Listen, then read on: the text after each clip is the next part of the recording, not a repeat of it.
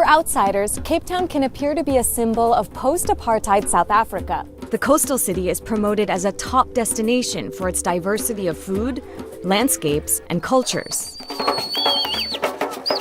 But for Black South Africans, life in Cape Town is steeped in the lasting legacy of apartheid, the system of white minority rule that has left the country's Black majority poor and powerless. Though apartheid was officially terminated in 1994, throughout South Africa, neighborhoods remain structurally segregated, and the vast majority of Black citizens remain locked in grinding poverty. I'm going to show you how Cape Town was designed to keep racial groups separated, and how those divisions persist today.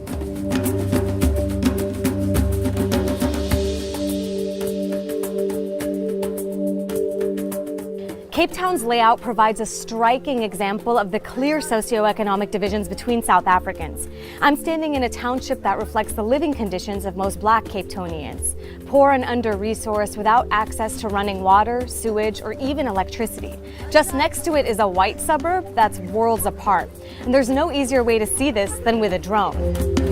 From above, you can see the state of the bustling Black township I'm standing in, called Imazamayetu.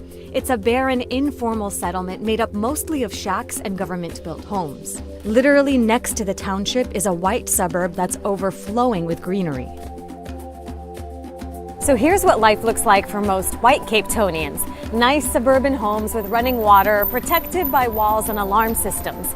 Some even have signs specifically warning Black Africans in their language of Xhosa of dogs inside.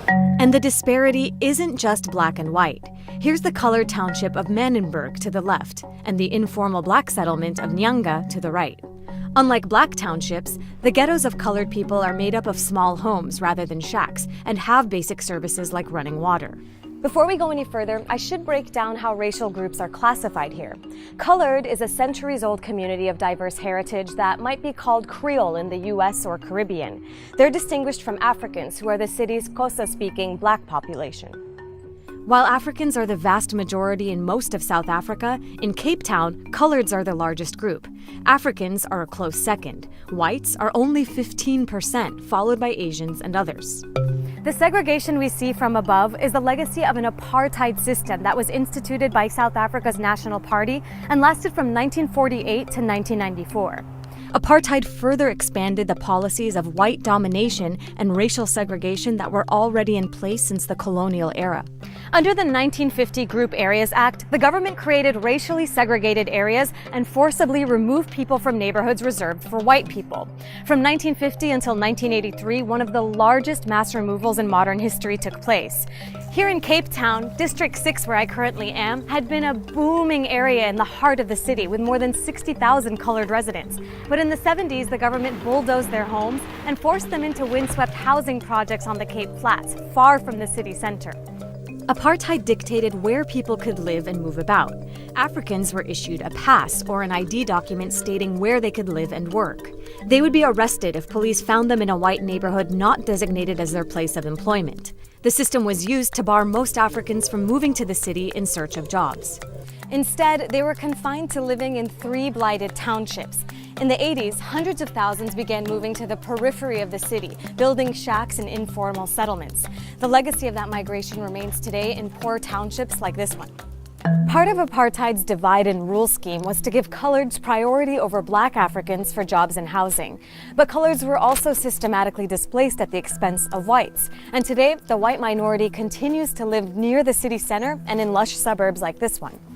And the inequality isn't limited to neighborhoods. Under apartheid, Cape Town's more exclusive Atlantic coast beaches like this one used to prohibit Blacks. Whites enjoyed their own beaches like these, while Blacks and coloreds had their own beaches which looked like this. Today, beachfront areas like Camps Bay still cater to mostly whites. But now it's all about who can afford the nice restaurants and shops.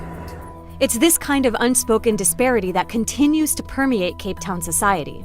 Studies by local researchers have found that Black Africans are almost always less successful than white people in moving up career paths in Cape Town, a phenomenon labeled the ebony ceiling effect.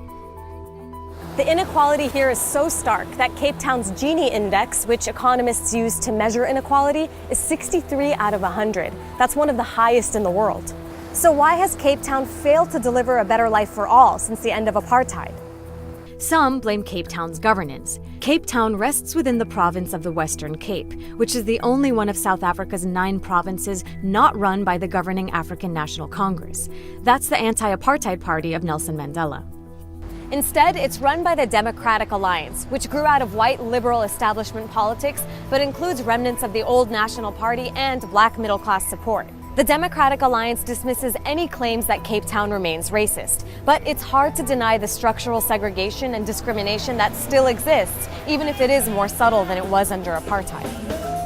Now that Cape Town grapples with a water crisis the world has never seen, the stark disparity between the haves and have-nots is on full display.